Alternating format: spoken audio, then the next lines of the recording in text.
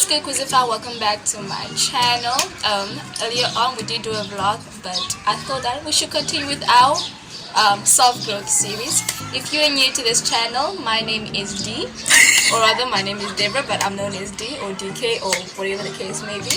Do click on the subscribe button so you can join the Kwizzy family, and don't forget to turn your post notifications on so you get notified each time I post a new video. Without further ado, let's hop into it.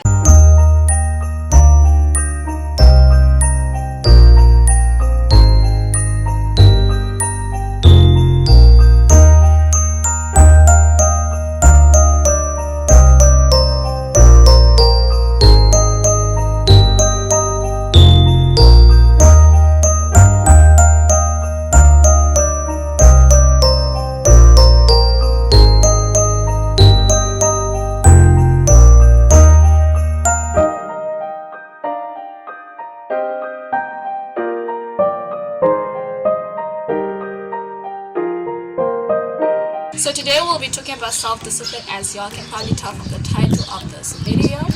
But before we get anywhere into that, let's first know what self-discipline is. So self-discipline is basically your ability to control your weaknesses as well as motivate yourself to achieve your goals or to achieve certain tasks. Basically not allowing any of your desires, impulses, or whatever the case may be to distract you from achieving your goals or derail you from your track to getting to where you want to be as an individual, in your career, in your work, or whatever the case. So basically not allowing your choices or decisions to be dictated by your emotions or your impulses and desires. But yeah, I know what you guys are going to ask me now, like how does that differ from self-control, which we spoke about yesterday. So with self-control, the difference is with self-control is more about your immediate gratification, whereas self-discipline is more long-term. An example that I can think of is like being able to resist eating a cake today or this week or this month because you're on a diet. So if you're able to resist that, that is you having self-control. Whereas that is different from saying that I do not eat cake, as in you've made that a life decision, as in you do not eat cake because it's not good for you or because of A, B, C, and D. So that is the difference. Like it's kind of like the same. You're still trying to control your urges and your cravings and your impulses. In that's the similarities. However, the one is more long-term than the other. Self-control is needed in order to be done. Well, discipline includes self-control, but being self-control doesn't necessarily mean that you have self-discipline. Though if you are self-disciplined, you have self-control, if that makes sense. It's like self-control is the building block of self-discipline. So self-discipline basically allows one to have more control with regards to your decision making, as in you're able to focus on your decision making and follow them to the T and not be easily derailed or sit back or made to start over from scratch again. This ultimately leads to a growth in self-esteem, being more self-confident. Even it increases your happiness as well, because when you successfully accomplish something you've been working so hard to achieve, you feel happy, you feel pride, and that brings you satisfaction, that brings you happiness in a sense. But how do we develop this self-discipline? So basically, to develop self-discipline, you want to be able to master self-control. In order for you to master self-control, you need to be able to build good habits and break the bad ones. Like use the 21/90 day challenge to break and build good habits and break bad habits, and also change those decisions or those habits that you're building or breaking into lifestyle choices by going through with the 90-day challenges and having them incorporated in your everyday. There are 5 components, or what I think are requirements, in order for one to be able to build self-confidence. The one is improvement, the need for improvement. Like you gotta want to improve yourself, because if you don't want to improve yourself, then what are you doing trying to build self-discipline? Because the whole point of building self-discipline is to grow as an individual. The second component is you need to know who and what your short-term self is. Like, whom are you currently, and what about you you're trying to fix or change or improve. And you need to know like your goal, like your end goal, so your long-term self. Whom are you trying to be like? What is the main goal, like where you're trying to be, like the direction you're going. So you need to have a point A and a point B. And with that, the first point was the need to improve. So that's going to be like the drive. The fourth one is a mediator. So you need to have like something that is going to be like measuring your steps to get to where you need to be, like the transition between the self and the short-term self and the long-term self.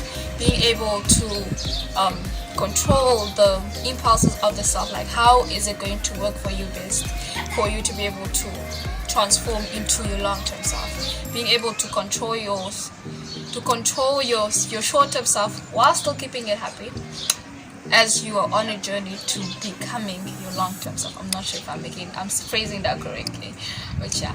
And lastly, unfortunately this is a negative one, but necessary is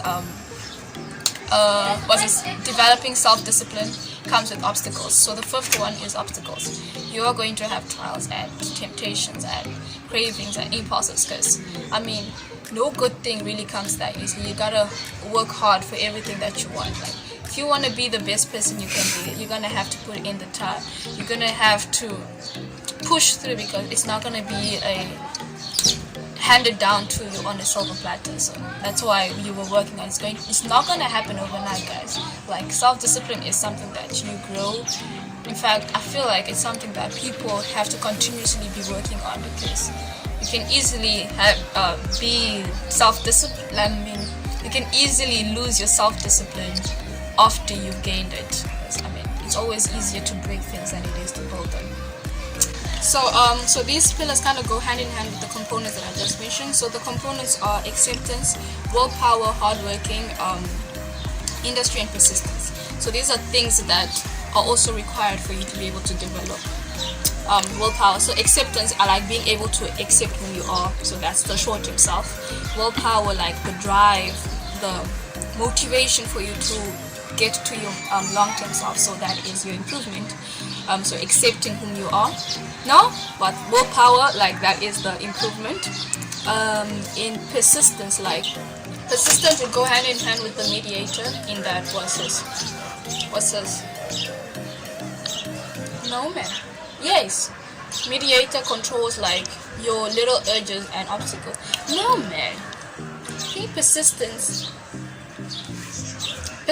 goes hand in hand with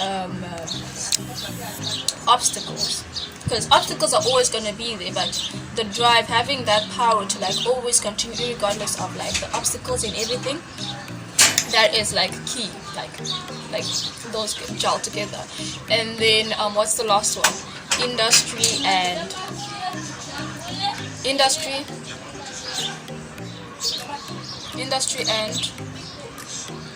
mediator. So remember, mediation is supposed to be like helping this one get to the other side, and industry is all about timing everything, as in putting in the time, putting in, as well as hard working.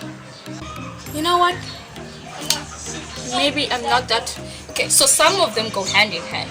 Others seem to be sticking together. For example, hard work as an industry. So hard work is putting in the work, right?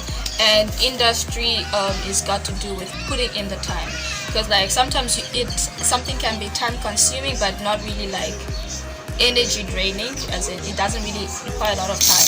But yeah, now to the nitty-gritty stuff, like how do we develop our self-esteem, our self-discipline. So there's 5 things that you can do. One is have a goal. Like know what your end goal is. Who do you want to be, or what are you trying to achieve? 2, work towards that goal on a daily, on a weekly. Like have like short, like sub-plans of a sub-plan of a sub-plans, like to the point whereby every day you are doing something that contributes towards your greater goal.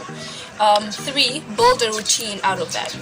Like once you build a routine, it becomes easier, like you do it without even thinking about it. 4th, fail forward. Allow yourself to fail. we're humans, you're allowed to fail, like, but fail forward. In other words, if you fall down, pick yourself up and get back on the race. I mean, you're not really racing against nobody, you're racing against yourself. So it's really your own pace. Go at your own pace. Like, if you fall down, just pick yourself up and go continue. Do not give up. And lastly, do not forget to celebrate your victories, like your little milestones that you have placed for yourself. Celebrate those, enjoy those moments. And yeah, 1 Corinthians 6 verse 12, which says, I have the right to do everything. Just like we always say to people, like, I've got the freedom to do anything I want to, how I want to. Like, yes, but the Bible is telling us that, yes, you've got the right to do anything, but not everything you do is beneficial to you. And yes, you've got the right to do anything, but everything you do should not be mastering you. Like, the things you're doing should not be the things that are controlling you. So keep that in mind when you are when you are fighting your urges again, your impulses, and struggling or feeling low in terms of your race and wanting to give up. Just remember that. But yeah, until next time, guys.